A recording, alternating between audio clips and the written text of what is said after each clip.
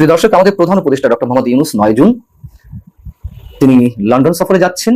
মূল উদ্দেশ্য king Charles third harmony award তিনি গ্রহণ করবেন। এই পুরস্কারে তিনি ভূষিত হয়েছেন। এর বাইরে ব্রিটেনের প্রধানমন্ত্রী বা রাজা চার্লসের সঙ্গে তার বৈঠক হবে, কিন্তু মূল উদ্দেশ্য তো king Charles third harmony award গ্রহণ করা। বিস্ময়কর বিষয় হচ্ছে, অবাক করা তথ্য হচ্ছে, যুক্তরাজ্যে সম্ভবত ডক্টর মোহাম্মদ ইউনূস তিনি ল্যান্ড করেছেন। গতকালকে রাতে আপনারা জানেন যে তিনি বাংলাদেশ ছেড়ে যুক্তরাজ্যের উদ্দেশ্যে 4 দিনের সফরে বের হয়েছেন। তো এই যুক্তরাজ্য সফর ঘিরে বেশ কিছু আলোচনা আছে। বিএনপির যিনি প্রধান আছেন এই মুহূর্তে আমরা ধরতেই পারি জনাব তারেক রহমানের সাথে সাক্ষাতের একটা বিষয় আছে। এর পাশাপাশি টিউলিপ সিদ্দিক তিনি ডক্টর মোহাম্মদ ইউনূসের সাথে একটা চা অথবা একটা মধ্যাহ্নভোজের আয়োজনের জন্য তিনি একটা চিঠি পাঠিয়েছিলেন। তো সেই চিঠির প্রেক্ষাপটে ডক্টর মোহাম্মদ ইউনূস যুক্তরাজ্যে প্রবেশের আগে অথবা তিনি যখন প্রবেশ করেছেন তখনই একটা বার্তা দেওয়া হয়েছে। চিকিৎসার জন্য সাবেক রাষ্ট্রপতি মোহাম্মদ আব্দুল হামিদের থাইল্যান্ডে যাওয়া নিয়ে দেশে ঘটে যায় লঙ্কা কাণ্ড। কিংস পার্টিকে মাঠে নামিয়ে আন্দোলন, নারায়ণগঞ্জের সাবেক মেয়র সেলিনা হায়াত আইভীকে গ্রেপ্তার করা, আওয়ামী লীগের কার্যক্রম নিষিদ্ধ করা, হাই প্রোফাইল 2টি তদন্ত কমিটি, লোক দেখানো বরখাস্ত, ইন্টারপোলের মাধ্যমে ফিরিয়ে আনার ঘোষণা, স্বরাষ্ট্র উপদেষ্টার চলে যাওয়ার ঘোষণা, এমন বহু খণ্ড নাটক সাবেক রাষ্ট্রপতির বিদেশ যাওয়াকে ঘিরে মঞ্চস্থ করেছিল অন্তর্বর্তী সরকার। আসসালামু আলাইকুম এভরিওয়ান, কি অবস্থা সবার? আশা করছি সবাই ভালো এবং সুস্থ আছেন।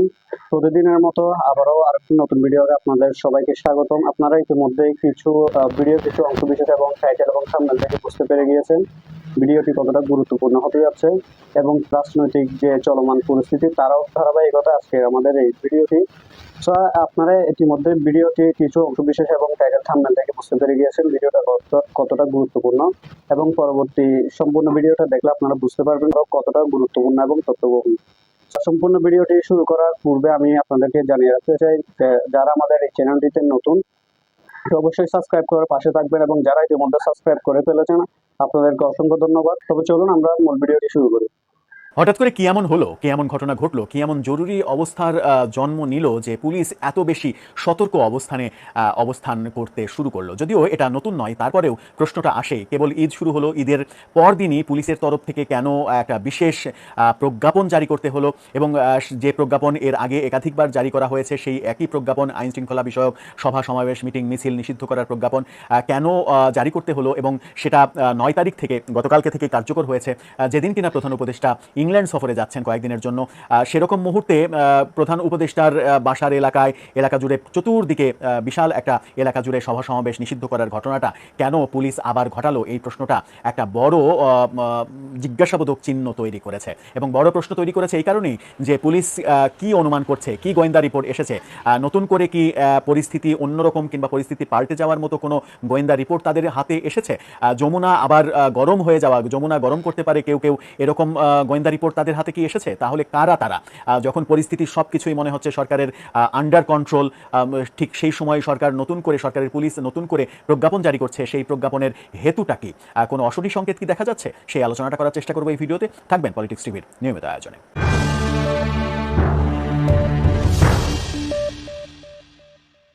দর্শক, পলিটিক্স টিভি নিয়মিত ভিডিওগুলো স্পন্সর করছে প্রজাপতি.টিভি, নতুন ওটিটি প্ল্যাটফর্ম। আপনারা চাইলে ইউটিউবে, ফেসবুকে, ইনস্টাগ্রামে, টিকটকে দেখে নিতে পারেন। ডেসক্রিপশন বক্সে লিঙ্ক দেওয়া থাকবে, সেখান থেকেও আপনারা দেখে নিতে পারেন প্রজাপতির কার্যক্রম। চলে যাচ্ছি মূল ভিডিওতে। বলছিলাম, police DMP, Dhaka metropolitan police নতুন একটি বিজ্ঞপ্তি দিয়েছে, প্রজ্ঞাপন জারি করেছে, এবং সেটা ঈদের পরের দিনে। আমরা দেখেছি যে গতকালকে যখন প্রধান উপদেষ্টা দেশের বাইরে গেলেন, ইংল্যান্ড সফরে গেলেন, গতকালকে থেকে পুলিশের এই প্রজ্ঞাপন কার্যকর হতে শুরু করেছে। কিন্তু এটাই কি প্রথম? এর আগে একাধিকবার 2-3 বার পুলিশ এরকম প্রজ্ঞাপন দিয়েছে, এবং একই প্রজ্ঞাপন। তাহলে পুলিশ কেন তারিখ মেনশন করছে না? শুধুমাত্র পরবর্তী নির্দেশ না দেওয়া পর্যন্ত এই কার্যক্রম করা যাবে না?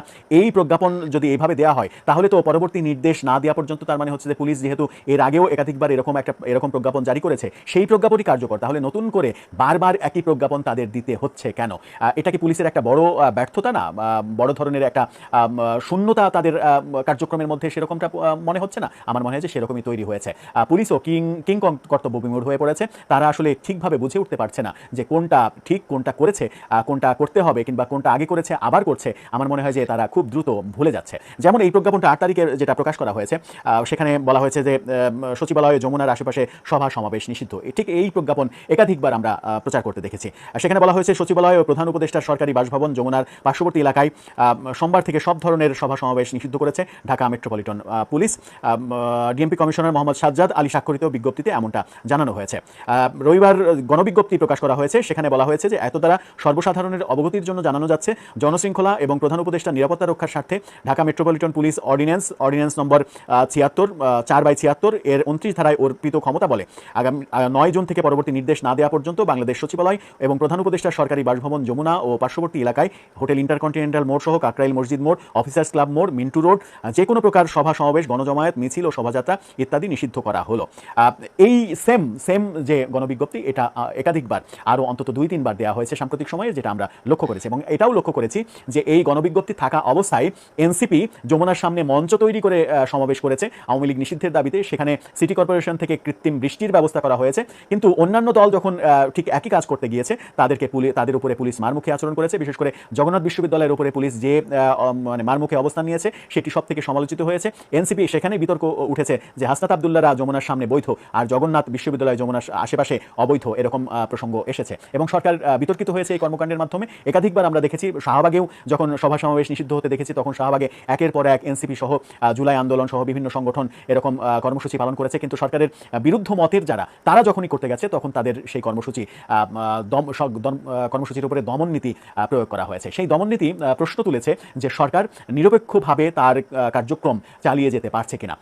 আবারও যখন এই বিজ্ঞপ্তি প্রচারিত হলো তখন এই নিশ্চয়তা কি সরকার দিতে পারে যে এনসিপি যদি এরকম বিজ্ঞপ্তির পরে নতুন কোনো ইস্যু নিয়ে আন্দোলন করতে চায় তাহলে তাদের আন্দোলন প্রতিহত করা হবে, তাদের আন্দোলন পুলিশ প্রতিরোধ করবে, নাকি এনসিপির জন্য সবসময় যে কোনো কিছু খোলা থাকবে, অন্যান্যরা করলেই সেগুলো এই গণবিজ্ঞপ্তি অনুসারে তাদের বিরুদ্ধে ব্যবস্থা নেওয়া হবে? সেই প্রশ্নটা একটা গুরুত্বপূর্ণ প্রশ্ন। সেই প্রশ্নের বাইরেও সবথেকে গুরুত্বপূর্ণ আলোচনা সেটা হচ্ছে যে পুলিশকে ঈদের পরদিনই এরকম গণবিজ্ঞপ্তি দিতে হলো কেন যে 9 তারিখ থেকে এই সব এলাকায় সভা সমাবেশ নিষিদ্ধ? কি এমন গোয়েন্দা রিপোর্ট তাদের সামনে আসলো? কারা আন্দোলনের প্রস্তুতি নিচ্ছে? যমুনা কেন্দ্রিক আন্দোলনকে জোরদার করার জন্য কারা প্রস্তুতি নিচ্ছে? তারা কি গার্মেন্টস শ্রমিক যারা ঈদ পার হয়েও অভিযোগ রয়েছে বহু গার্মেন্টস শ্রমিককে বেতন বোনাস কোনো কিছুই দেওয়া হয়নি, 3 মাসের বেতনও অনেকে পাননি, এরকম অভিযোগ রয়েছে। ঈদের আগে গার্মেন্টস শ্রমিকদের আন্দোলন আমরা দেখেছি, তারা যমুনার সামনে পর্যন্ত এসেছিল। সেই আন্দোলন আবার কি চাঙ্গা হচ্ছে, নাকি নির্বাচন এপ্রিলের প্রথমার্ধ হবে সেটা ঘোষণার পরে এক ধরনের শঙ্কা বোধ করছে সরকার? যে কোনো সময় বিএনপি সহ সমমনা দলগুলো আন্দোলনে নামতে পারে এবং সেই আন্দোলনের পূর্বাভাস গোয়েন্দা রিপোর্টে হয়তো এসেছে। সেটা প্রতিরোধের জন্য এরকম গণবিজ্ঞপ্তি প্রকাশ করা হলো কিনা সেটাও একটা বড় প্রসঙ্গ। এছাড়া তো আর কোনো বড় বিষয় আসতে পারে না। জগন্নাথ বিশ্ববিদ্যালয়ের ইস্যুটা মোটামুটি সলভ হয়ে গেছে বলা যায়, সুতরাং জগন্নাথ বিশ্ববিদ্যালয়ে নতুন কর্মসূচিতে যাবে বলে মনে হয় না। তাহলে একমাত্র মানে বড় ইস্যু থাকতে পারে যে বিএনপি আন্দোলনে যেতে পারে। মেয়র ইশরাক ইস্যুও সমাধান হয়ে গেছে, সেই ইস্যুতেও বিএনপির আর মুভ করার সম্ভাবনা নেই, শুধুমাত্র নির্বাচন ইস্যুতে বিএনপির মুভ করার সম্ভাবনা রয়েছে। নাকি গোয়েন্দা সংস্থা থেকে এরকম রিপোর্ট এসেছে যে আওয়ামী লীগ ঢাকাতে সংঘবদ্ধ হচ্ছে কিনা? সেরকম প্রশ্নও কিন্তু অহেতুক প্রশ্ন নয় যে আওয়ামী লীগ ঢাকায় হয়তো মানে সংঘবদ্ধ হতে পারে, ঢাকায় সংঘবদ্ধ হয়ে যমুনার আশেপাশে বিশৃঙ্খল পরিস্থিতি তৈরি করতে পারে, নানা রকমের কর্মকাণ্ড তৈরি করতে পারে। সেই কর্মকাণ্ডগুলো যেন সহজেই প্রতিরোধ করা যায়, সেই কারণেই কি এরকম গণবিজ্ঞপ্তি? নিশ্চিত করে পেছনে কোনো কারণ রয়েছে এবং গোয়েন্দা রিপোর্ট রয়েছে যে এই সব এলাকায় কোনো ধরনের বিশৃঙ্খল পরিবেশ তৈরির চেষ্টা হতে পারে। প্রধান উপদেষ্টার নিরাপত্তার কথা যখন বলা হচ্ছে তখন 9 তারিখ থেকে এই বিজ্ঞপ্তি, গতকালকে থেকে এই বিজ্ঞপ্তি কার্যকর করা হয়েছে, ঘোষণা দেওয়া হয়েছে। গতকালকেই তো প্রধান উপদেষ্টা ইংল্যান্ড সফরে গিয়েছেন, সুতরাং তিনি তো ইংল্যান্ডে রয়েছেন, তার নিরাপত্তা বিঘ্নিত হওয়ার প্রসঙ্গ তো আগামী 2-4 দিনে নেই। সুতরাং বিজ্ঞপ্তিটা ঈদের ছুটির পরেও পুলিশ কিন্তু দিতে পারতো। যুক্তরাজ্যে সম্ভবত ডক্টর মোহাম্মদ ইউনূস তিনি ল্যান্ড করেছেন। গতকালকে রাতে আপনারা জানেন যে তিনি বাংলাদেশ ছেড়ে যুক্তরাজ্যের উদ্দেশ্যে 4 দিনের সফরে বের হয়েছেন। তো এই যুক্তরাজ্য সফর ঘিরে বেশ কিছু আলোচনা আছে। আপনারা ইতিমধ্যে সম্পূর্ণ ভিডিওটি দেখতে পেরে গিয়েছেন, তো অবশ্যই আমাদেরকে জানাবেন যে ভিডিওটা কতটা গুরুত্বপূর্ণ ছিল এবং কতটা তথ্যবহুল ছিল, আমাদেরকে অবশ্যই জানাবেন। এবং এতক্ষণ পর্যন্ত আমাদের সাথে থাকার জন্য অসংখ্য ধন্যবাদ। তো আজকের মতো এখানে শেষ করছি। সবাই ভালো থাকবেন, সুস্থ থাকবেন। আল্লাহ হাফেজ।